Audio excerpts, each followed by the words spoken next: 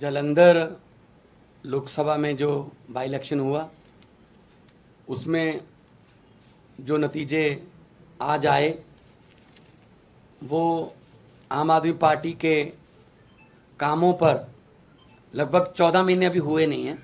16 मार्च को हमने ओथ ली थी, 16 मई को 14 महीने होंगे, तो लगभग 14 महीने पुरानी सरकार के कामों पर पॉजिटिव मोहर लगाना बहुत बड़ी बात है।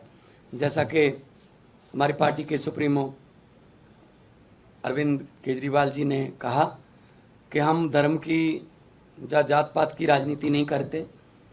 हम मोहल्ला क्लिनिक गिना रहे थे, जो आम आदमी क्लिनिक हमने पंजाब में बनाए हैं 580। हम वहाँ स्कूल ऑफ एमिनेंस की बात कर रहे थे, स्कूलों के नाम पे वोट मांग रहे थे। हम वहाँ पर बिजली का बिल ज़ीरो जो आया उसको आगे कैसे लेके जाना है, ऐसे ही ये जारी रहेगा, उसके लिए बिजली जो हमारा PSPCL है उसका बजट हमने जो पे कर दिया उस पे वोट मांग रहे थे।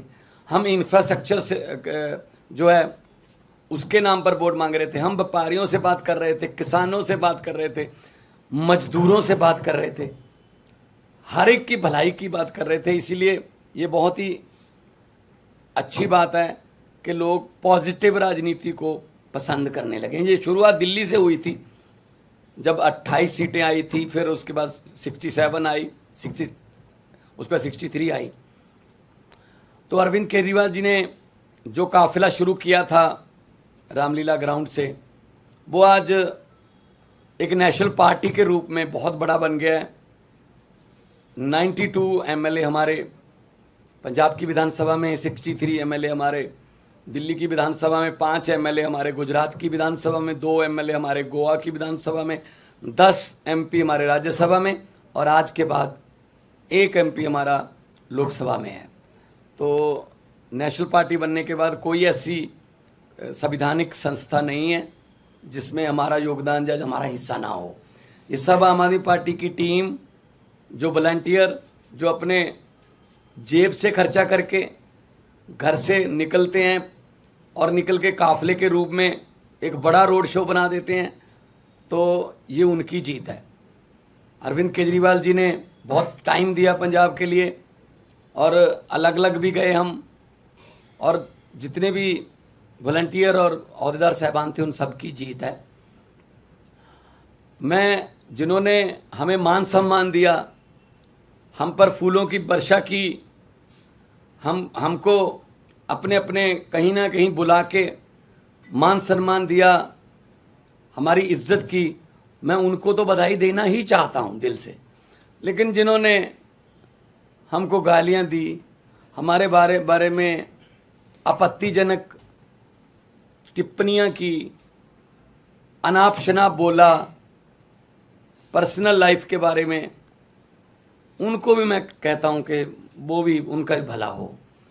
अब उनको शायद पता चल गया होगा कि ये बातें पुरानी हो चुकी हैं कि किसी पर कोई भी इल्ज़ाम लगा दो, ये हो गया वो हो गया।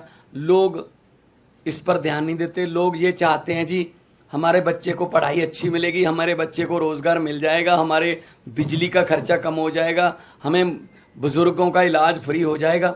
लोगों को ये मुद्दे चाहिए।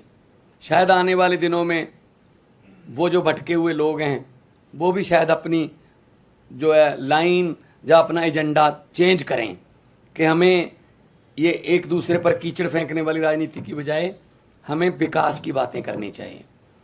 तो जब 92 सीट जीतकर मुख्यमंत्री का मुझे दायित्व दिया था, अरविंद केजरीवाल जी ने मुझ पर भरोसा किया था, तब भी मैंने यही कहा था कि जीतने के बाद हमको अहंकार नहीं करना है। अभी तो हमारी जिम्मेदारी बड़ी है और ज़्यादा मेहनत से काम करना है। अब जालंधर वालों ने इतना मान सम्मान किया, जालंधर वालों ने इतना भरोसा किया, उम्मीद आस जगी है, तो हमको और जिम्मेदारी से काम करना होगा।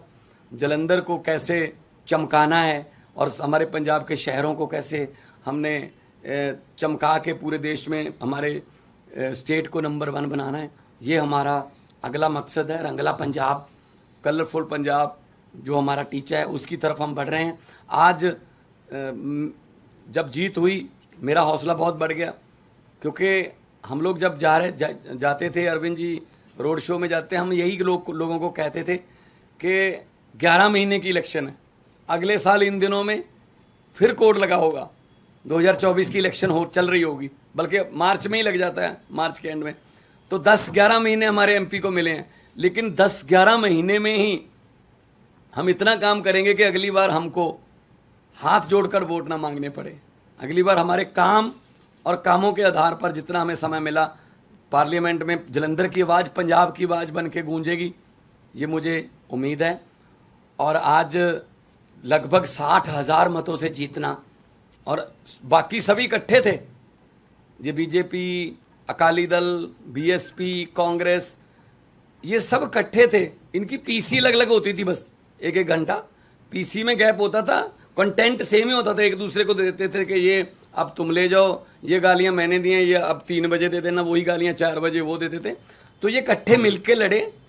तो लेकिन लोगों ने इन सबको नकार दिया, और लोगों ने आम आदमी पार्टी की जो सरकार है उसके वर्क कल्चर पर, उसके ईमानदारी के जो फतवा है, भी ईमानदारी का फतवा हमें दिया। जलंधर के लगभग 8.5 लाख से ज़्यादा लोगों ने वोट किया, और हम उनकी आसों उम्मीदों पर पूरा उतरने की कोशिश करेंगे।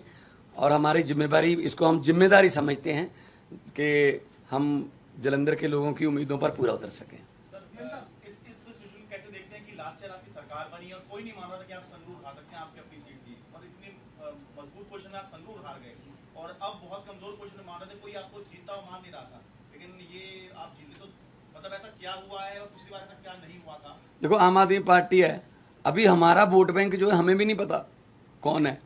हम किसी सर्वे में नहीं आते, सीधा सरकार में ही आते हैं। कोई नहीं मान रहा था कि 67 आ जाएंगी, कोई नहीं मान रहा था 63 आ जाएंगी, कोई नहीं मान रहा था 92 आ जाएंगी। तो हर इलेक्शन का सिनेरियो अलग अलग होता है। तो संगरूर में जो लोगों ने फैसला किया वो भी हम सर माथे पे लिया।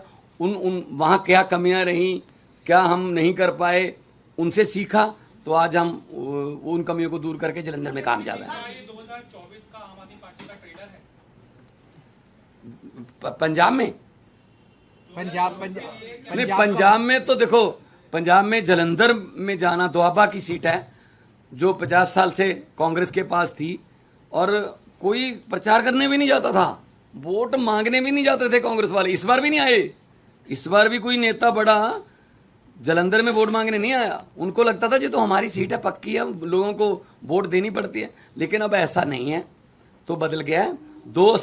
इस सीट के जीतने के बाद लोकसभा में हमारी परफॉर्मेंस और अच्छी हो जाएगी, विधानसभा में हम ऑलरेडी हैं, और इतना अच्छा काम करेंगे 2024 में 13 में से 13 सीटें जीते हम अपनी मेहनत में कोई कमी नहीं छोड़ेंगे।